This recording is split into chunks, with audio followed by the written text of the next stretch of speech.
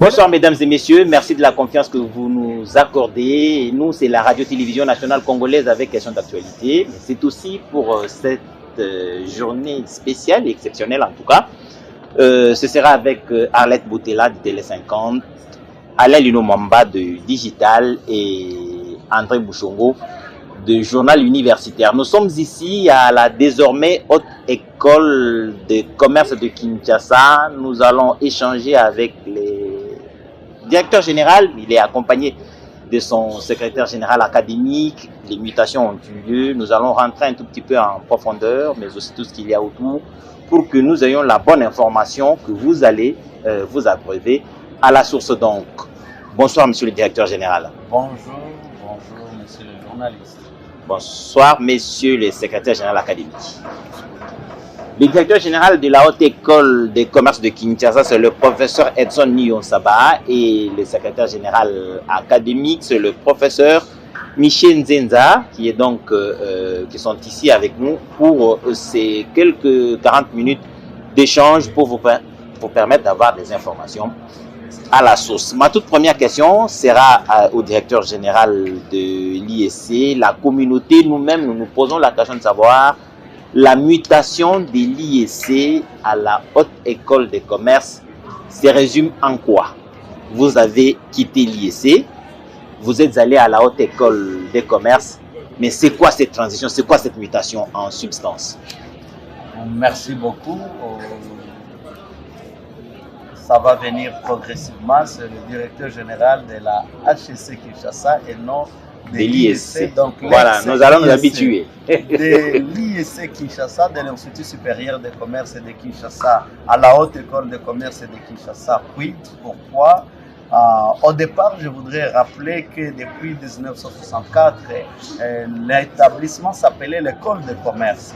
C'est dans la vague des réformes et de la zaïranisation de 1971 que l'école de commerce est devenue l'Institut supérieur de commerce.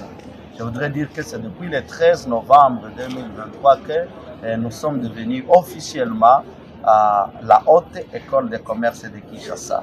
C'est une progression importante et l'arrimage aux standards internationaux parce que désormais nous sommes appelés, nous sommes dotés d'une mission, une nouvelle mission, celle de former des cadres de haut niveau dans divers domaines en fonction des besoins réels de la société. Vous voyez, des grands PDG des multinationales du monde sont formés dans des cadres spécifiques partout dans le monde. Ce sont des business schools, des hautes écoles de commerce. Nous sommes appelés à organiser la recherche appliquée, orientée vers des solutions pratiques qui résolvent les problèmes de la société.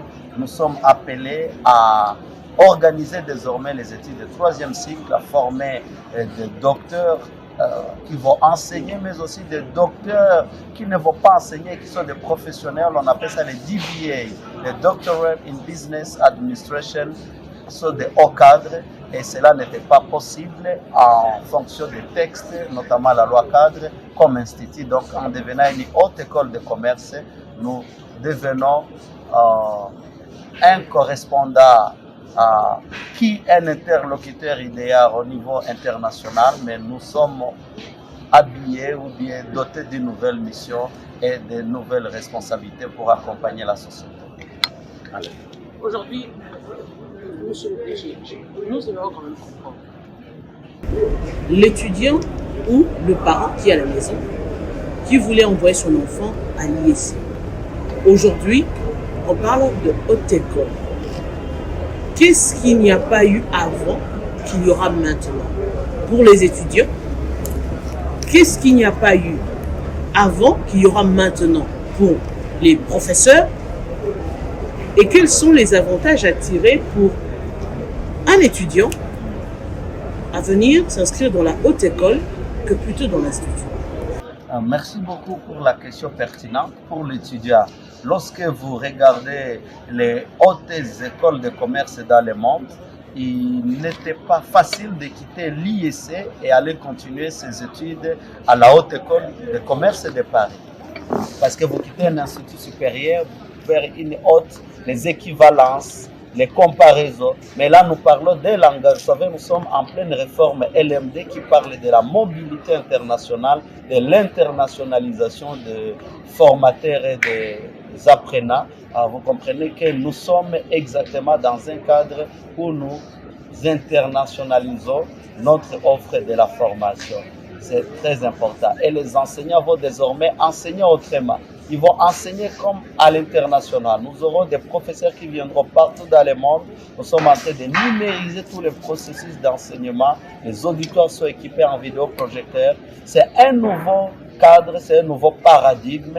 Et l'output de formation que nous aurons, vous allez voir que les grands experts dans les banques, dans les assurances viennent des pays de l'Afrique de l'Ouest, viennent des pays de l'Afrique de l'Est, les anglo-saxons. Nous voulons nous remettre en cause en profondeur pour qu'effectivement nous puissions donner un produit formé qui peut rendre des services et qui seront demandés pas seulement par la République démocratique du Congo, mais beaucoup de pays qui nous avoisinent. Alors, monsieur le DG, lorsqu'on parle de haute école, on voit le niveau supérieur, la qualité. Quid de la qualité, parce que les enseignants qui sont là, ce sont les enseignants qui étaient là lorsque l'établissement s'appelait IEC. Est-ce qu'il y aura dans cette réforme le renforcement de capacités? Et puis, est-ce que c'est dans les mêmes bâtiments où il y aura peut-être, il y a quand même de l'espace à l'IEC, à la haute école de commerce de Kinshasa? Est-ce qu'il y aura plus de bâtiments et quid non seulement du renforcement de capacité, mais est-ce qu'il y aura d'autres enseignants de plus à recruter au profit de l'institution? Merci beaucoup, monsieur le journaliste. Et quelle est notre politique? Quelle est la politique de la Haute École de Commerce de Kinshasa pour améliorer son système de production? Je suis à côté du secrétaire général académique qui va m'appuyer tout à l'heure. Nous venons de lancer le master complémentaire. À quoi il consiste? Nous avons pris tous nos scientifiques qui étaient des diplômés licenciés, diplôme d'état plus 5 ans d'université de l'ancien système. Ils sont dans un programme d'une année de formation intense et après ce master complémentaire, ils seront admissibles à l'école doctorale pour commencer leur PhD. Et nous avons déjà une cohorte de plus de 170 apprenants qui sont formés en temps réel. Nous sommes en train d'accompagner tous nos scientifiques qui soutiennent leur thèse et leur mémoire de DEA ailleurs avec des bourses et des finalisations de travaux et cela a commencé d'être distribué depuis hier. Nous sommes en train de recruter 50 jeunes docteurs PhD dans différents domaines de formation de notre établissement et je précise dont 21 en informatique. Nous avons plus de 10 000 étudiants en informatique. Et je voudrais vous dire que nous avons un besoin urgent de renouveler notre système, notre machine de production du savoir. Et je pense que le professeur Nzenza à côté de moi peut vous rassurer que nous sommes sur un grand projet que je lui laisse vous parler de construire un grand bâtiment R+5 sur 24 qui va accompagner l'école doctorale, n'est-ce pas, monsieur l'académie? Merci DG. Alors pour compléter, madame, je dirais que nous ne partons pas, comme on dit, ex nihilo. Nous avons les mêmes enseignants et si vous parcourez les universités et les instituts supérieurs du Congo, vous verrez que nos professeurs, ils enseignent partout. Ce qui change, comme l'a dit le DG, c'est la manière de transmettre. C'est la manière de transmettre. Parce que au départ, les professeurs avaient l'habitude de faire des enseignements ex-cathédrale.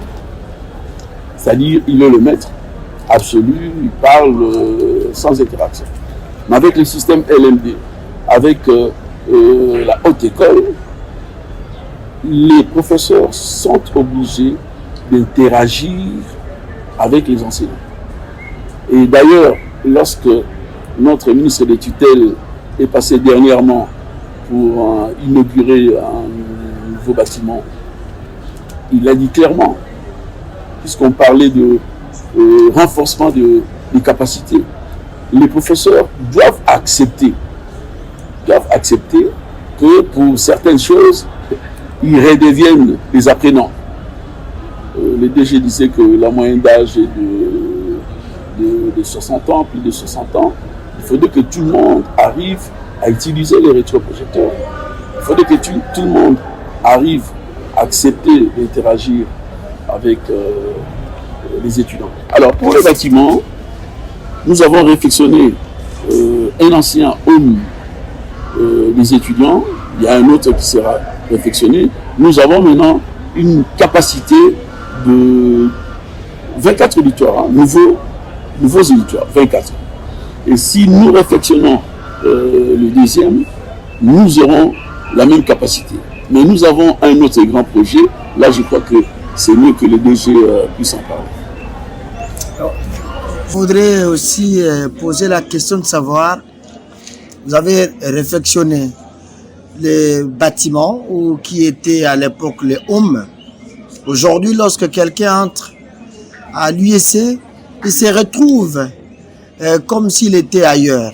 Je pose la question de savoir où est-ce que vous avez trouvé l'argent qui vous a permis à poser toutes les actions qui sont à impact visible, monsieur le directeur général. Oui, je voudrais dire que nous avons refait les allées, nous avons travaillé sur le drainage des eaux, nous avons retouché les murs de tous les établissements, nous sommes en train d'équiper tous les auditoires, nous sommes à hauteur de 50% des vidéoprojecteurs, nous sommes en train vraiment de réhabiliter, de retoucher la grande salle qui est une salle de conférence VIP de la bibliothèque. Nous sommes en train de finaliser un centre d'initiation à l'entrepreneuriat avec une capacité d'une quarantaine de shops VIP où les banques, les marques non négligeables, les fast-food vont venir pour servir les maisons de souvenirs, les agences de voyage d'études. Nous travaillons sur l'environnement, les verres, le paysage, le recyclage des déchets, vous avez vu vous-même. En fait, je voudrais dire que le ministère de la tutelle, dans ses axes stratégiques, à côté de la réforme LMD, a un axe très important, la numérisation des services. C'est grâce à cette numérisation, lorsque nous sommes arrivés, en posant un diagnostic organisationnel, un audit couplé avec les services du conseil d'administration des instituts supérieurs techniques, artistiques et technologiques, l'inspection générale des finances, l'IGF et le ministère, avec nous, nous avons posé un diagnostic sérieux. Chacun de son côté, nous sommes arrivés sur les mêmes conclusions. Un chaos en matière de gestion et de gouvernance financière, un chaos sur la qualité du site, des choses à refaire en profondeur dans la fraude, la corruption. Et en numérisant seulement dans un premier mois, nous avons quitté les effectifs officiels de 20 000 étudiants, aujourd'hui à 30 013 étudiants. Toutes les ressources de l'établissement sont orientées, bancarisées de manière digitale avec des codes QR et des technologies innovantes du ministère de la tutelle. Et c'est cette réorganisation, cette réforme profonde qui nous amène à rationaliser. Nous parlons d'une gestion, une bonne gouvernance, une gestion transparente, une gestion collégiale, une gestion efficiente. Vous avez vu que dans nos valeurs de la Haute École de Commerce, nous parlons de l'excellence, nous parlons de l'efficience, c'est l'obtention des résultats à moindre coût. Nous optimisons, c'est ça les sciences économiques et de gestion. Et maintenant, l'émergence, nous nous projetons vers le futur. Je voudrais dire que c'est sur fonds propres, à 100% sur fonds propres, mais ce sont des deniers publics, parce que nous sommes un établissement public. Il est important que les petites ressources que nous recevons de nos partenaires par là soient gérées en bon père de famille. Et je pense que toute la communauté comprend qu'au bout de 5 mois, il est possible de faire l'impossible avec un peu de volonté, mais je voudrais souligner avec la crainte de Dieu, parce que les tentations sont grandes, mais aussi une bonne collaboration et l'unité du comité de gestion et la synergie de toute la communauté, tous les corps pratiquement académiques, scientifiques, pathos, et les étudiants sont unis derrière une vision claire vers le futur. Monsieur le directeur général de la Haute École de Commerce, il faudrait qu'on s'y habitue. EC Kinshasa. HEC Kinshasa. HEC. Kinshasa. HEC et Kinshasa. Il faudrait en tout cas, amis téléspectateurs, que vous vous habituiez à cette prononciation. L'ISC, ça appartient à l'histoire. Monsieur le directeur général, vous parliez de la, je ne sais pas comment vous avez appelé ça, le centre d'initiation à l'entrepreneuriat.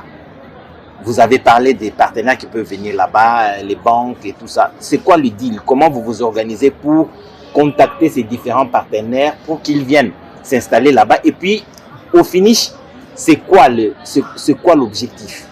Alors, lorsque nous arrivons à l'IEC, l'ex-IEC, maintenant la Haute École de Commerce de Kinshasa, nous trouvons que plus de 70% des étudiants sont obligés de faire ce qu'on appelle les stages bloqués. Parce qu'ils n'ont pas la possibilité d'être retenus dans les entreprises pour se professionnaliser. On doit les regrouper dans une salle. On amène les professionnels qui essaient de simuler les conditions du monde d'entreprise, mais ce n'est pas cela. Et nous avons trouvé que c'est un handicap majeur. Le LMD, c'est aussi la professionnalisation. Alors nous avons cherché des moyens en urgence. Un endroit où on cultivait les Bitekou, il y avait trop de bandits, les Maléwa, plus de 200 commerçants en Bila, l'insécurité, le vol. Nous avons cherché un bon entrepreneur qui nous coach et avec la main-d'œuvre de l'établissement, nous sommes en train de finaliser 40 shops avec une grande paillote. Il y a une vidéosurveillance.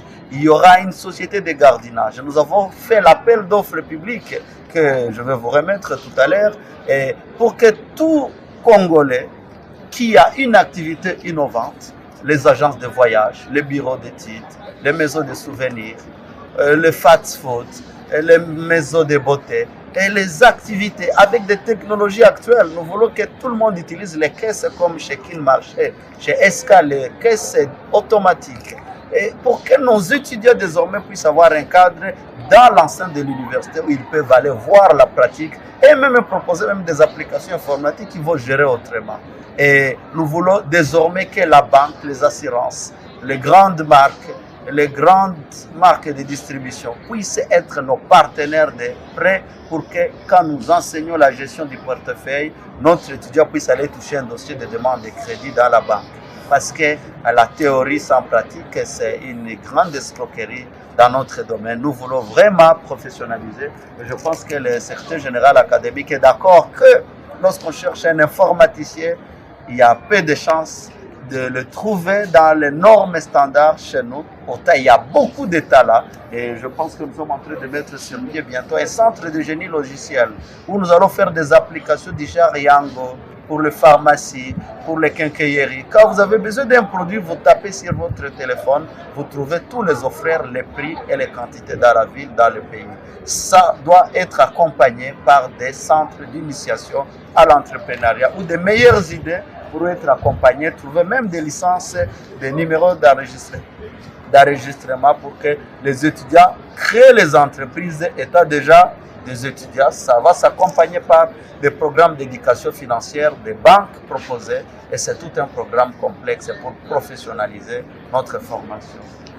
Alors, monsieur le secrétaire général, comment cela va-t-il se passer? Comment cela va être géré? D'autant plus que on parle ici de 30 000 étudiants, des jeunes gens qui vont collaborer directement avec ces mini-entreprises qui vont les représentations des entreprises, des grandes entreprises qui seront placées ici. Parce que au finish, l'idée, c'est soit être retenu, soit avoir un projet viable qui permettrait, en sortant de la haute école, d'être fonctionnaire.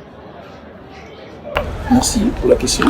En fait, on voudrait que la haute école soit un incubateur d'entreprise. Le centre dont parle le DG, c'est vraiment un incubateur d'entreprise. C'est-à-dire quand les entreprises viennent, elles viennent pour faire du commerce. Mais en même temps, puisqu'il y a des stages, ce qu'on appelle les stages professionnels, les stages académiques, qui sont pris en charge par mon collègue, le secrétaire général à la recherche, c'est lui qui draine tout ce monde. Non seulement bien, c'est pas que les étudiants d'eux-mêmes y vont, mais vous avez des tuteurs. Par exemple, moi je suis professeur de marketing. Dans les projets tutorés, je suis le tuteur. C'est à moi de dire, voilà, 10, 15, 20 étudiants, je les oriente vers telle ou telle autre entreprise. C'est vraiment bien organisé. Et il pourra tester des publicités en temps réel au lieu d'écrire marketing théoriquement. Lorsqu'il conçoit une publicité, on va la tester sur terrain et voir l'impact. Donc, les partenaires qui viendront signeront des contrats clairs de collaboration. Ce sont des cobayes d'expérimentation de nos idées et pour proposer des solutions sur la grande société après les avoir testées. Nous signons des accords avec la Fédération des entreprises du Congo pour que nous ayons des entreprises en dehors du site qui vont accueillir en temps réel nos apprenants sur des programmes bien précis. Je leur lance la balle. Ils sont des journalistes. Ils peuvent se constituer en un groupement de consultants. Et vous avez votre maison d'événementiel, par exemple, de gestion de grands événements. Au studio d'enregistrement, des émissions. Les cadres très beaux.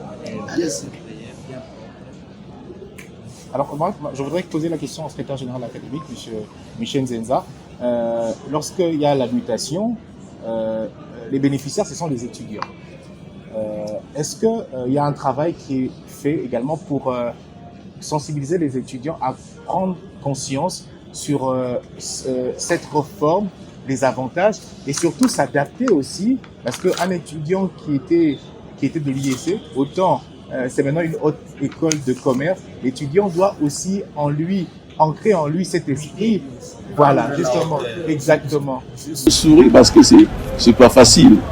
Hein, il y a quelques jours, avec le DG, on s'est échangé des SMS des parents. Il y a un parent qui dit, mais moi, vous l'avez dit ici, j'ai inscrit mon étudiant à l'IEC, comment ça se fait que ça devient haute école, et puis l'étudiant, n'ayant pas bien compris, dit, mais ça devient comme l'école secondaire, tout ça.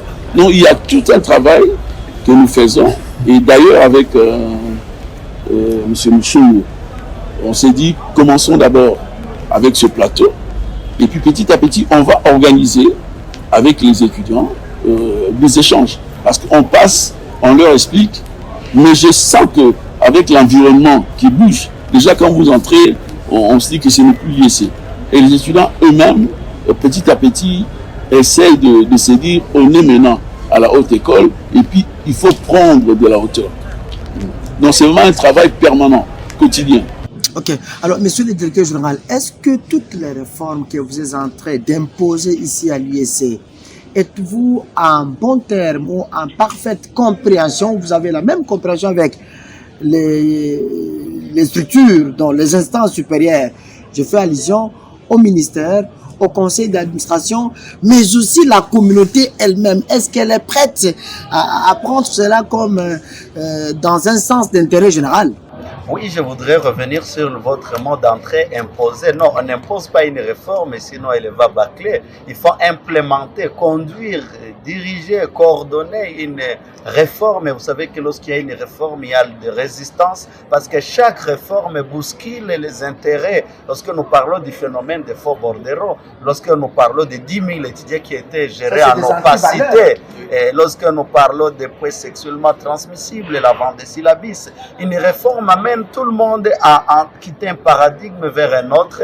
Je vous ai bien précisé que nous avons posé un diagnostic au départ avec le conseil d'administration de notre ressort, avec la tutelle. Nous avons voulu trianguler les sources des données, avoir les mêmes conclusions, et c'est avec les avis favorables du conseil d'administration, du secrétariat général, du ministère, que nous avons maintenant de nouveaux textes légaux qui nous habillent la nouvelle robe de haute école de commerce. En interne, il est très important, je voudrais dire que de ce pas, l'académie, c'est peut-être la 3e fois que, depuis la création de notre établissement, nous venons de conduire les élections libres, démocratiques et numérisées du syndicat des agents, de la délégation syndicale, et nous l'avons habillé, installé.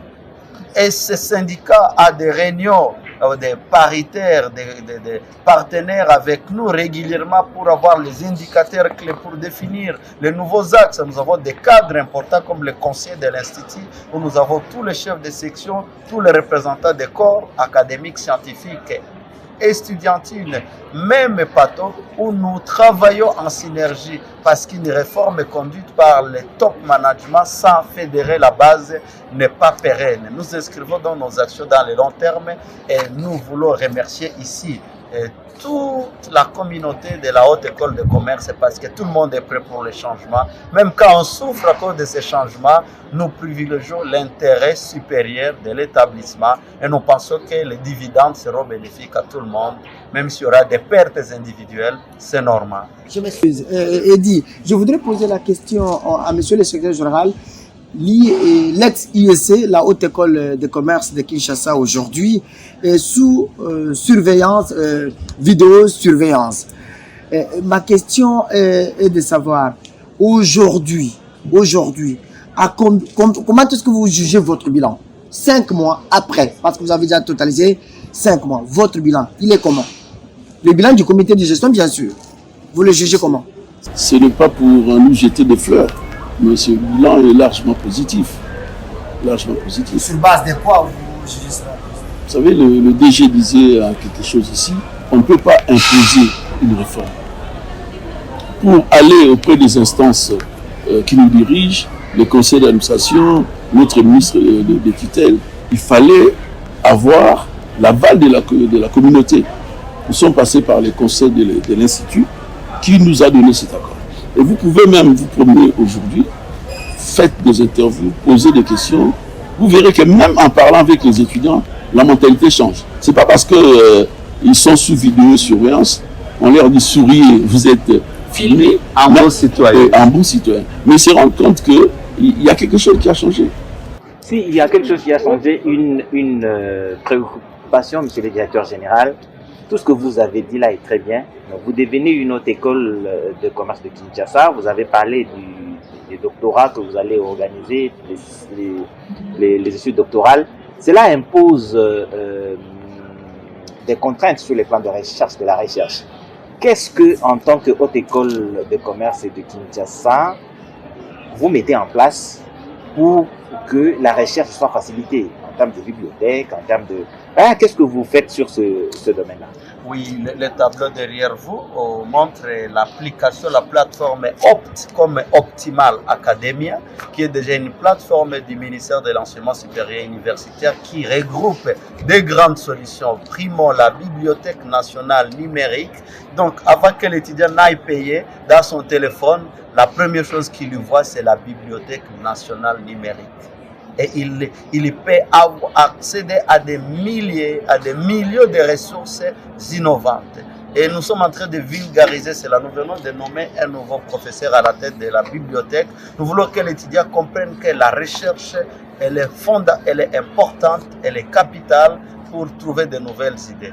Et nous sommes en train d'accompagner, je venais de le dire, les assistants, les chefs de travaux, avec des bourses pour la finalisation de leurs travaux. Nous mettons du paquet, nous mettons vraiment l'homme, le capital humain au centre de toute notre réforme.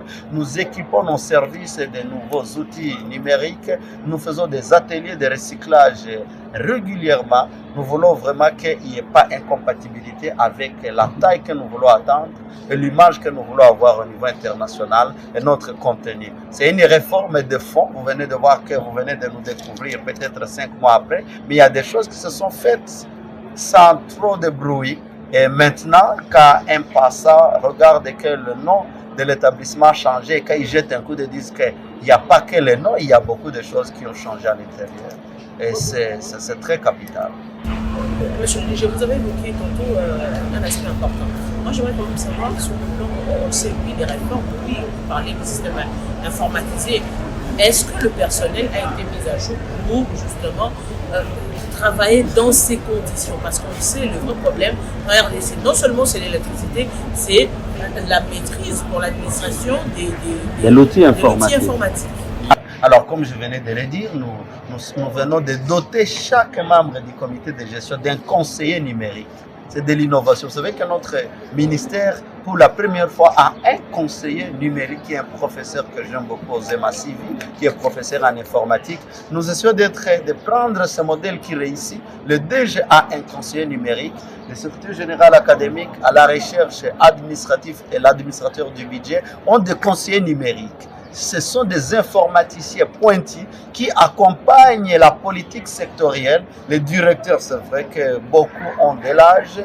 Nous mettons à côté des assistants, des secrétaires. C'est gérer une transition. Parce que si vous êtes mécanique, vous prenez tous les directeurs, chefs de service, vous leur dites, OK, l'ordinateur, je peux voir les papiers, ils vont gréver, ils vont se fâcher. C'est question de les accompagner avec des assistants, des secrétaires, des apparitaires, ou l'information de la base. Je peux vous dire qu'aujourd'hui, je peux vous dire en temps réel combien d'étudiants ont pris l'inscription à la Haute École de Commerce aujourd'hui et leur description et leurs identités. J'ai l'information qui me remonte en temps réel. C'est grâce à la décentralisation d'une réforme. Mais cela s'est fait de manière douce. On parle d'une réforme soft où nous sentons, nous tenons compte de toutes les sensibilités, où nous préparons les esprits pour ne pas créer la résistance, mais trouver les biens fondés. Et je voudrais dire qu'il faut que la communauté trouve aussi les dividendes de la réforme. La réforme bouche certains trous de la corruption, de la fraude, mais lorsque la communauté se trouve dans un beau cadre, elle trouve que la paie des indemnités de transport est régulière. Aujourd'hui, nous venons de payer le 11e mois, le mois de novembre, et je suis sûr que nous payerons le 12 mois et nous sommes en train de préparer un beau colis annuel en vivre pour accompagner notre corps pour aller bien festoyer. Et tout le monde trouve que nous sommes dans la période de semer, nous arrosons ensemble. Les anglo-saxons parlent de pain share and gain share. Vous partagez les peines et vous partagez les bénéfices de la réforme. Vous avez beaucoup de chances de réussir. Qu'est-ce que vous gagnez en contrepartie? Vous, le comité médical. En contrepartie, je vais lui laisser dire ce qu'il gagne. Je suis un Congolais de père et de mère. Je voudrais dire mon petit témoignage. J'ai été scolarisé par la bourse du Fonds social de la République pendant les 5 années de mes 2 premiers cycles. Après, j'étais l'étudiant de l'université de Goma. Après avoir eu la bourse sur 5 ans du Fonds social de la République pour mes distinctions, j'ai reçu le prix de la Fondation Raoudji comme le meilleur lauréat. Après, le gouvernement m'a envoyé au Cameroun pour faire le 2A et le PhD. Donc j'ai pratiquement été pris en charge par la République démocratique du Congo, un beau patriote, un beau volontariste. Lorsque je fais cela, et avec l'unanimité de mon comité de gestion, nous pensons que nous rendons les services à l'humanité. Il n'y a pas plus grand bénéfice que cela. Il y a des gens qui disent « Ah, mais et ils ne mangent pas comme les autres ». Mais je pense que lorsque le monde change positivement, il n'y a pas que nous, nos générations, nos enfants et plusieurs personnes. Vous imaginez un fils d'un paysan, d'un pauvre, qui va terminer à la Haute École de Commerce de Kinshasa, qui aura un doctorat, qui aura une bourse, qui va transformer peut-être toute une province, et peut-être le prochain président de la République d'ici 20 ans viendra de la Haute École de Commerce de Kinshasa. Pour nous, c'est une mission noble qui ne peut pas être quantifiée en termes monétaires ni en avantages égoïstes. Mais je suis sûr que le secrétaire général académique, un enseignant de carrière, il est d'accord avec moi. Qu'est-ce que vous gagnez? Est-ce que vous faites un CV? Est-ce que vous êtes candidat député? Est-ce que nous faisons le marketing politique? Qu'est-ce que vous gagnez? C'est le service à la communauté, mais en même temps, il y a une grande satisfaction personnelle. Aujourd'hui, quand vous entrez à la Haute École de Commerce de Kinshasa, ça respire la paix. Ça respire la paix. Vous savez, c'est quelque chose d'immatériel, mais ça respire la paix.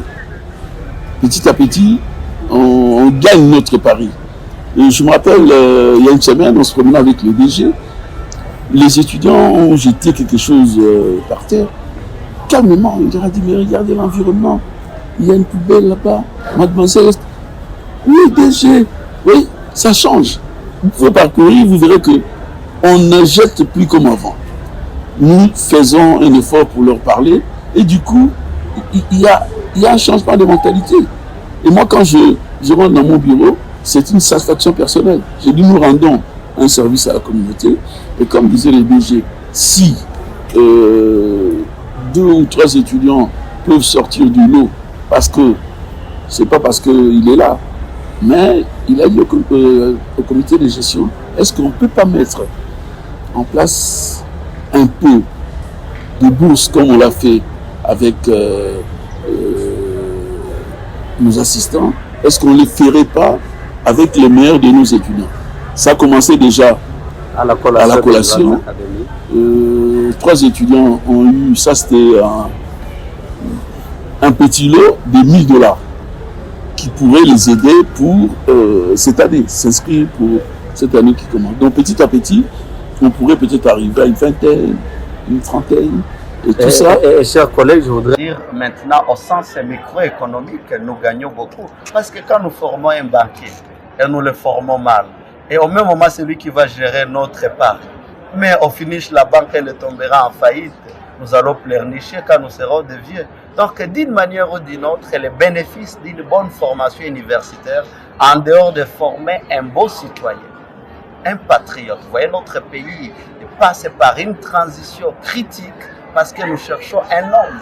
Il est difficile de trouver un homme au sens d'un homme qu'il faut, à la place qu'il faut.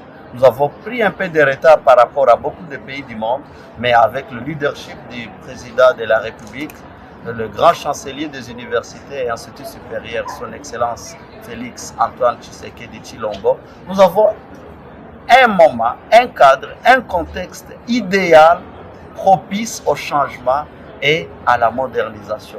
Nous essayons de capitaliser cet environnement pour que nous puissions, vous voyez, 30 000 citoyens formés ici, ils vont se retrouver mandataires publics, ils vont se retrouver députés, ils vont se retrouver ministres. En le format bien, nous allons cueillir les fruits d'une manière ou d'une autre. Je ne sais pas à quel âge, mais c'est très important. Monsieur le directeur général, nous avons, en parlant de Haute École de Commerce de Kinshasa, fait allusion à Harvard Business School, vous avez parlé de London Business School, à la Haute École de Commerce de Paris. C'est très bien, c'est à l'extérieur. En République démocratique du Congo, le ministre à l'ouverture de l'année académique a dit que vous êtes une institution pilote. Une haute école de commerce de Kinshasa, mais en pilote pour les autres institutions à travers l'ensemble du pays. Est-ce que vous avez un contact permanent avec vos collègues des autres institutions qui sont encore, LIEC, en train d'émigrer certainement vers la haute école? Est-ce que vous avez des échanges pour que déjà ils partagent vos défis, vos difficultés et qu'ils se préparent à cela? Merci beaucoup. Déjà, je voudrais dire que c'est une grande responsabilité d'être appelé institution pilote ou bien cobaye parce que vous subissez l'expérimentation de nouveaux vaccins. Je vais parler de nouvelles réformes dans notre secteur avec tous les effets secondaires que ça peut provoquer, en positif comme en négatif. Mais nous sommes fiers de servir des cadres d'expérimentation pour notre ministre de tutelle, son Excellence Mohindo Nzangi Butondo, que je salue en passant, un patriote, un volontariste, parce qu'il n'est pas un rêveur, car il vous pose une question, il est pratique, il est simple, mais il veut un résultat dans l'immédiat, et si le résultat est faisable, vous devez l'obtenir. Alors, je voudrais dire que dans ces cadres de collaboration, notre sous-secteur a déjà des cadres bien définis, comme le conseil d'administration. Déjà, l'ouverture de la nouvelle année académique s'est faite ici à la Haute École de Commerce. Tous les recteurs, tous les chefs de conférences d'établissement du pays étaient ici. C'était un moment important de partager le chemin parcouru dans les 5 derniers mois et les aider à rêver. Je peux vous dire qu'aujourd'hui, il s'achève une formation à l'Institut supérieur pédagogique de la Gombe de tous les Haïtis de la République démocratique du Congo des universités pour s'approprier de l'application Opt Academia avec accès sur Opt Solution. Pour vous dire que désormais, tout étudiant de l'établissement public et privé qui le veut va utiliser les mêmes solutions qui ont été expérimentées chez nous. Parce que ce qui réussit, il faut les capitaliser et les généraliser. Et la tutelle vient de nous autoriser d'accompagner les IEC du pays qui ne vont pas tous devenir des hautes écoles de commerce immédiatement parce qu'il y a des requirements, il y a des exigences qu'il faut atteindre, mais déjà en ce qui concerne le master complémentaire, la formation doctorale, nous allons les accompagner par des partenariats bien précis parce que nous sommes une même famille, nous sommes les établissements publics, il n'y a pas de concurrence, il y a plus de complémentarité et nous faisons en sorte qu'une petite expérience qui réussit profite à tous citoyens, filles et garçons de la République. Et pour nous, c'est une fierté. Nous pensons que c'est la vision du chef de l'État parce que l'important n'est pas d'avoir un seul établissement qui réussit, mais c'est d'avoir un pays qui se développe sur la voie de l'émergence. Alain Lino, c'est ça peut-être une dernière, oui. Le secrétaire général académique l'a dit, quand on entre à l'IEC, on sent qu'il y a la paix. Il y a même la sécurité est sévère, même à l'extérieur pour les entrées. Une très bonne chose pour sécuriser l'enceinte. La crainte, c'est dans cette mutation, est-ce qu'il y aura peut-être une augmentation des frais académiques ou peut-être on peut s'attendre à ce que ça reste comme avant?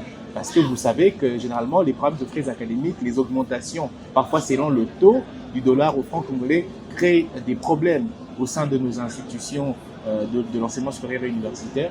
Est-ce qu'il y aura un changement côté frais académiques où les parents ne devraient rien craindre, que tout sera comme avant et des frais abordables pour tous?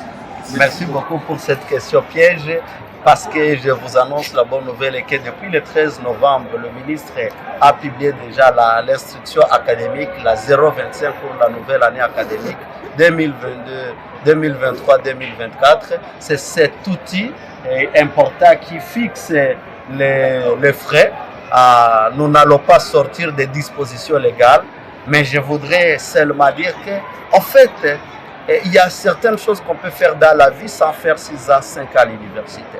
Et ce sera aussi l'innovation de la Haute École de Commerce avec le système LMD. Désormais, nous allons offrir des courtes formations avec des brevets, des certifications. On aura des techniciens supérieurs, des techniciens dans les domaines des projets, dans les domaines de logistique, dans les domaines... Quelqu'un peut venir, il fait 6 mois ici, il a un brevet avec des crédits et il peut aller travailler seulement en connaissant la logistique portuaire ou la logistique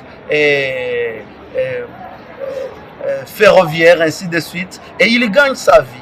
Et il revient après 2 ans, il fait encore une autre formation. Au bout de 10 formations, on peut capitaliser ses crédits et il peut ajouter quelque chose. Il obtient un diplôme de bachelier ou un diplôme de master. Là, ça, ce sont les avantages. Non, c'est la réforme LMD. Là, c'est seulement pour les étudiants, ceux qui ont été à l'IEC ou pour... Non, pour tout citoyen. Il suffit d'avoir il suffit d'avoir un diplôme d'État. Vous pouvez avoir une formation courte ici. Et déjà dans un bout de 3 mois, 6 mois, 1 année, vous partez travailler dans la société. Ça, c'est une innovation qui résout les problèmes de durer longtemps à l'université. Mais si vous voulez terminer un cycle de licence, 3 ans, vous ajoutez 2 ans pour la maîtrise, je voudrais rappeler que peut-être que nous sommes très ouverts au premier cycle de licenciés, où nous avons 10 000 étudiants qui s'inscrivent, mais je voudrais vous dire que dans les normes internationales, on n'aura pas 5 000 étudiants au master. Donc le paradigme va changer. On voudrait que déjà au bout de 3 ans, quelqu'un soit consommable dans un supermarché comme caissier d'une banque. Il n'a pas besoin de faire 5 ans un master pour servir à la caisse dans une banque. C'est perdre trop de temps à l'école. Ainsi, ceux qui viendront pour les cycles de master devront payer le prix qu'il faut pour être formés dans les standards. Vous savez, à Harvard, un MBA, un Masters in Business Administration, c'est plus de $100 000. Vous parliez de la Haute École de Commerce de Paris, j'ai vu, ils ont le premier master en management au monde, c'est 66 000 €. Vous voyez, c'est autour de par an. Et nous, on ne peut pas produire ce même type d'hommes avec $200, $300. Il est vrai que nous savons que les conditions de vie dans notre pays sont ce qu'elles sont. Les institutions travaillent pour les améliorer, mais nous ne devons pas pleurer pendant l'éternité parce que nous sommes un pays le plus riche et aussi qui pleure tout le temps. On voudrait appeler la communauté qu'on peut faire des choses de différentes manières, mais nous voulons que peut-être les prochains managers PDG de Toyota ou bien de Samsung soient produits à la Haute École de Commerce de Kinshasa. C'est notre vision, c'est notre rêve. Nous voulons produire des citoyens qui vont être compétitifs sur le plan international. Et déjà, je voulais vous dire que nous sommes la première Haute École de Commerce en Afrique centrale francophone. Donc, cette naissance, nous sommes en train de faire un lobbying important pour que le chef de l'État vienne donner sa propre touche à ce nouveau-né pour que ce soit un bijou qui va accompagner cette vision du chef de l'État de produire des millionnaires. Vous avez appris. Et on ne devient pas millionnaire par le loto, par le pari foot. C'est toute une méthodologie, c'est toute une manière de gérer, c'est toute une manière de faire le business. Et c'est notre vision, c'est notre vocation. On nous révoquera et nous pensons qu'avec la fédération du pouvoir public et du gouvernement qui nous accompagne, nous allons y aller. Professeur Edson Niyonsaba, directeur général de la Haute École de Commerce de Kinshasa, nous allons devoir nous y habituer. Merci de cet entretien que vous nous avez accordé. En même temps, merci au professeur Michel Nzenza, qui est secrétaire général académique de la Haute École de Kinshasa, la Haute École de Commerce de Kinshasa. Et merci à André Mouchongo du journal universitaire. Merci à Alain Lino Mwamba de Digital Congo. Merci à Alex Butela de Télé 50. Merci à vous, chers téléspectateurs, pour l'attention que vous avez daigné nous accorder. Et bonne suite de programme sur votre chaîne respective.